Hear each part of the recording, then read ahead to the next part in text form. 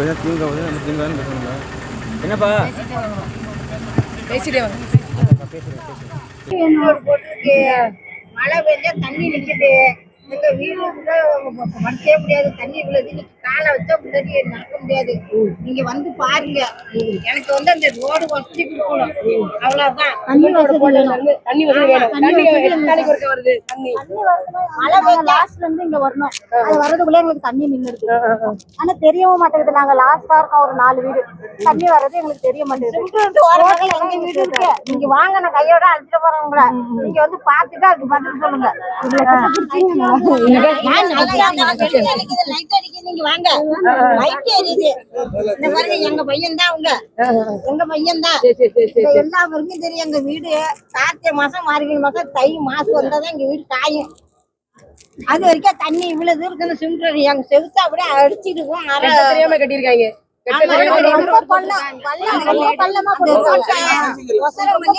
எனக்கு நாங்க தண்ணியில பிள்ளைங்களை போட்டுக்கின்னு படுக்க முடியல. ஜுரம் தலைவலி வந்துருது. வந்து யாருக்கிட்ட சொன்னாலும் கேட்கவே மாட்டாங்க. இதெல்லாம் வந்து பெரிய விஷயம் கிடையாது. செய்யறதுக்கு மனசு இல்ல, செய்யறதுக்கு மனசு இல்லாம இருந்திருக்கிறாங்க. நீங்க சொல்லிட்டீங்கல்ல, தம்பி இருக்கிறாப்புல, நான் வந்து பார்த்தாப்புல, நான் உறுதியா செய்யறேன். இதுக்கு வந்து சாதாரண கையெழுத்து போடணும். சரியா? இந்த அம்மாவோட வீட்டை சரி செய்யுங்கன்னு சொன்னா போதும், உறுதியா அரசு அதிகாரிகள் வந்து செய்வாங்க. சரியா? இது வரைக்கும் பட்டா கிடையாதுங்கம்மா. தெரியும், பார்த்தாலே தெரியுமா? அதான் பேசணும் பாத்தீங்களா? இருக்கிற எல்லாத்துக்கும் பட்டா கிடைக்கும். பட்டா கிடைக்கும். சரிங்களா? நமக்கு வந்து நம்ம எத்தனை வருஷமா இங்க வாழ்றீங்கம்மா? நீங்க பல தலைமுறை இங்க வாழுவோம். ஆனா நமக்கு பட்டா கொடுக்க மாட்டாங்கல்ல. பட்டா கொடுக்கறதுக்கு என்ன பெரிய விஷயமா தேவை? தாசில்தார், விஏஓ இவங்களை பார்த்தா போதும். உங்களுக்கு இந்த ஜனம் இங்க 4 வருஷம் நம்ம கிட்ட சொத்து வரி இதுல வாங்குவான், ரேஷன் கடை இதுல வாங்குவான், இங்க வாக்காளர் அட்டை இருக்கும். ஆனா வந்து பட்டா தர மாட்டாங்க. அந்த கடைசியில இருந்து எங்க வீடெல்லாம் கடைசியில இருந்து இந்த ரோட்டுக்கு தான் தண்ணி அடிக்க வரணும். தண்ணியை நாங்க தூக்கிட்டு போதே எங்களுக்கு இடுப்பு நவுந்து கூடுது. வீடு வீடுக்கும் பைப்பு கொடுக்குற திட்டம் இல்லையா? எங்களுக்கு பைப்பு போட்டு கொடுக்கணும். நாங்க இங்க இருந்து ஒரு குடம் தூக்கி ஒண்ணு சேர்க்க காட்டினா இங்க இருக்குதா 10 குடம் தூக்கிடுங்க. தண்ணி நின்று போடும். நாங்க எப்படி தண்ணி குடிக்கிறது?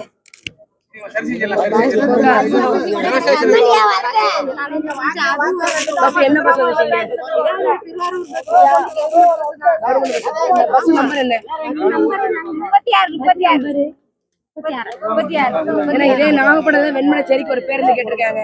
பேருந்து வசதி இல்ல. அச்சுக்கட்டையில ஒரு பேருந்து கேட்டிருக்காங்க. பேருந்து வசதி கேட்டிருக்காங்க. பேருந்து இல்ல. தொகுதி முழுக்க இருக்கு.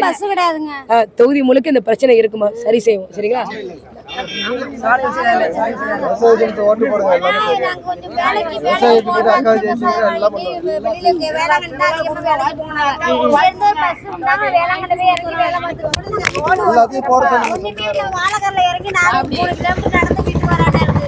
வேலைக்கு போனாலும் மக்கள் எல்லாம் வீட்லயே கிடக்க வேண்டியா இருக்கு. ஆமா, வண்டி வாகனம் இருந்தாதான் இங்க போக முடியும். உடம்பே முடியலன்னா வண்டி ஆஸ்பத்திரி போடலாம். இல்லைன்னா கிடையாது. இல்லைன்னா போக வேண்டியதான். ஆமா, விவசாய சின்னத்துல போடுங்க. நம்ம குறையெல்லாம் எனக்கு மெயினா வந்து அந்த சிலிண்டரோட தூக்குனேன். தண்ணியிலே கிடக்கும், ஈரத்திலே தூக்குறேன்.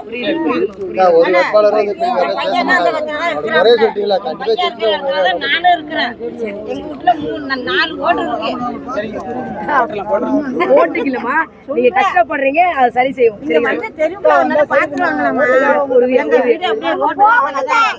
இந்த ரோட்ல தண்ணி என்னன்னா எங்க செவுத்துல 6 செவுரு அப்படி தண்ணி இருக்கு. கேளுங்க குடிநீர் பிரச்சனை இங்க தொகுதி முழுக்க இருக்கு. எல்லாத்தையும் சரி செய்வோம்.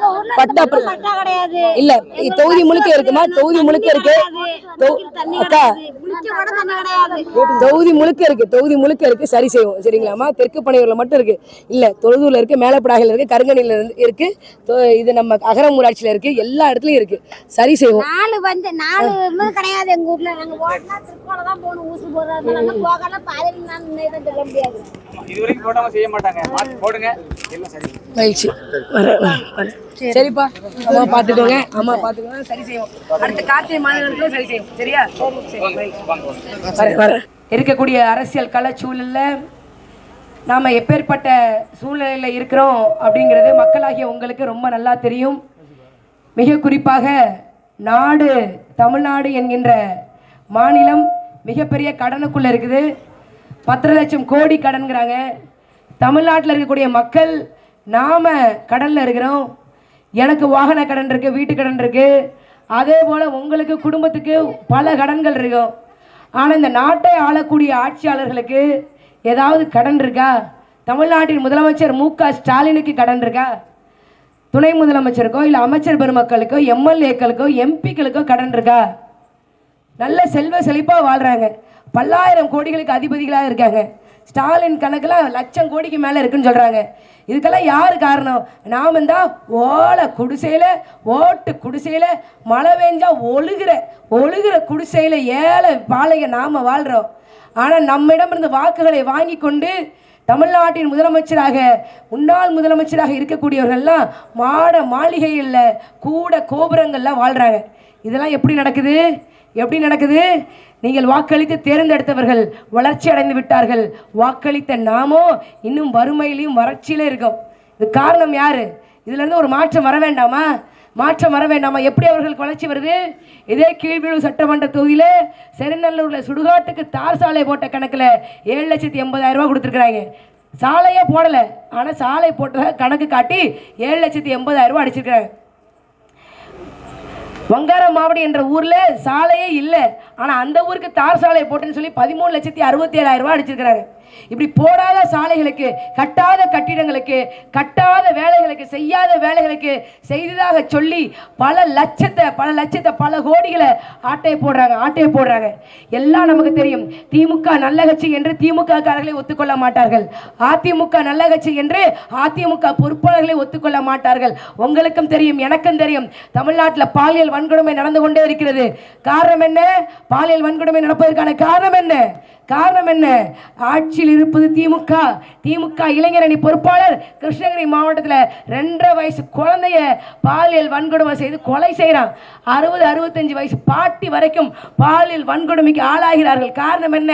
திமுகவின் ஆட்சி, அதிமுகவின் ஆட்சி. உங்களை பெற்றவளும் ஒரு பெண் தானே, நீங்கள் கட்டிய மனைவியும் ஒரு பெண் தானே, நீங்கள் பெற்றெடுத்த பிள்ளையும் ஒரு பெண் தானே. அந்த பெண்ணுக்கான பாதுகாப்பு இந்த தமிழ்நாட்டில் இருக்கான்னு யோசிச்சு பாருங்க. தமிழ்நாட்டில் ஒரு அரசியல் கட்சி தலைவர் பாலியல் வன்கொடுமை குற்றவாளிகளுக்கு மரண தண்டனை வழங்கப்படும் என்று சொல்லி தன்னுடைய ஆட்சி செயற்பாட்டிலே வைத்த ஒரே தலைவர் எங்கள் அண்ணன் செந்தமிழன் சீமான் அவர்கள், நாம் தமிழர் கட்சியின் தலைமை ஒருங்கிணைப்பாளர். மக்கள் தொகையில் சரிபாதி இருக்கிறோம். மக்கள் தொகையில் சரிபாதியாக இருக்கக்கூடிய பெண்களுக்கு பாதுகாப்பு இருக்கா?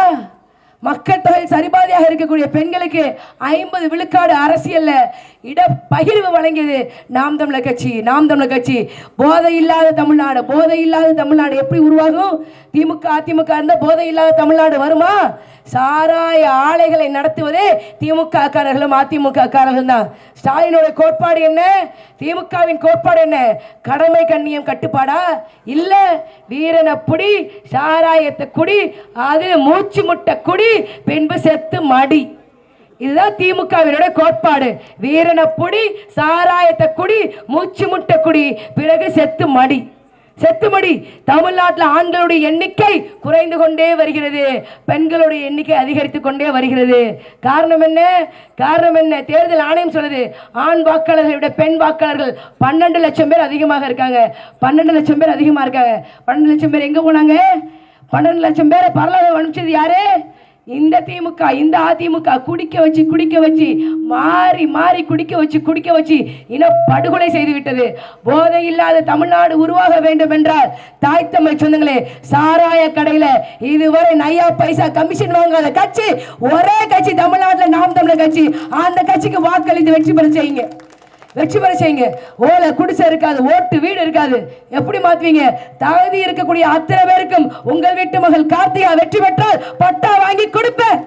பட்டா வாங்கிட்டா அரசாங்கம் தரக்கூடிய அனைவருக்கும் வீடு கட்டும் திட்டம் கட்சி பேதமின்றி, சாதி மத பேதமின்றி அத்தனை பேருக்கும் வீடு கட்டி கொடுப்பேன்.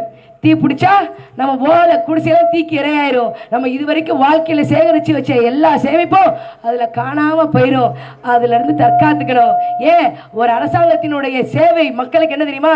குடிக்க தண்ணி, உண்ண நல்ல சோறு, குடியிருக்க நல்ல வீடு கொடுக்கணும். நான் சொல்றேன், உங்கள் வீட்டு மகள் கார்த்திகா சொல்றேன், குடிக்க தண்ணிய நான் கொண்டு வருவேன். இது பல நூறு கோடி திட்டம் இல்ல, சில லட்சங்கள் இருந்தா தெற்கு பனையூருக்கு நாமளே குடிநீரை கொண்டு வரலாம். அதுக்கு வாய்ப்பு இருக்கு, வாய்ப்பு இருக்கு. தாய் தமிழ் சொந்தங்களை, இதுவரைக்கும் நீங்கள் வாக்களித்து தேர்ந்தெடுத்தவர்கள் உங்களுக்கு வரக்கூடிய திட்டங்களை, நிதிகளை எல்லாம் கொள்ளையடித்து விட்டு சென்றார்கள். தாய் தமிழ் சொந்தங்களை, நான் நல்லா படிச்சிருக்கிறேன். நல்ல வேலை, காசுக்கு எந்த விதமான உங்க புண்ணியத்துல, என் இயற்கை புண்ணியத்துல, என் தாய் தகப்பன் என்னுடைய முன்னோர்கள் செஞ்ச புண்ணியத்துல எனக்கு எந்த சிக்கலும் இல்லை. உங்களுக்கு வரக்கூடிய திட்ட நிதிகளை எல்லாம் இந்த மக்களுக்காக மட்டும்தான் செலவழிப்பேன் என்ற வாக்குறுதியை கொடுத்துவிட்டு தேர்தலில் உங்கள் முன் விவசாய சின்னத்துக்கு நான் வாக்குகளை கேட்டிருக்கேன். தாய் தமிழ் சொந்தங்களே, வாய்ப்பு கொடுங்க. ஏற்கனவே என்னோட வேட்புமனு தாக்கல்ல என்னுடைய சொத்து பட்டியல் வெளியிட்டிருக்கேன். 2026 என்னோட சொத்து பட்டியல் வெளியிட்டிருக்கேன். அடுத்த 5 ஆண்டு காலம் நான் எம்எல்ஏவாக பணியாற்றினாலும் என்னுடைய சொத்து பட்டியல்ல, என் கணவருடைய சொத்து பட்டியல்ல, என் பிள்ளை குட்டிகளோட சொத்து பட்டியல்ல ஒரு நயா பைசா கூட உயராது என்ற வாக்குறுதியை அளித்துவிட்டு உங்களிடம் உரிமையோடு நாம் தமிழர் கட்சி விவசாய சின்னத்துக்கு வாக்குகளை கேட்கிறேன். தரமான தமிழ்நாட்டை படைப்போம், பாதுகாப்பான தமிழ்நாட்டை படைப்போம், போதை இல்லாத தமிழ்நாட்டை படைப்போம். தாய் தமிழ் சொந்தங்களுக்கு தரமான கல்வி, தரமான மருத்துவம், தூய குடிநீர் அனைத்தையும் இலவசமாக கொடுப்போம். தாய் தமிழ் சொந்தங்களை, நீர்நிலைகளை பாதுகாப்போம், இயற்கை வளங்களை பாதுகாப்போம். நன்றி, வணக்கம். நாம் தமிழர், நம்முடைய சின்னம் நாம் தமிழர் கட்சியின் விவசாய சின்னம். வாக்குப்பட்டியல முதல் வரிசையில் இருக்கக்கூடிய விவசாய சின்னத்திற்கு உங்களுடைய மதிப்பு மிக்க வாக்குகளை தாருங்கள் என்று கேட்கிறேன். நன்றி, வணக்கம். நாம் தமிழர்.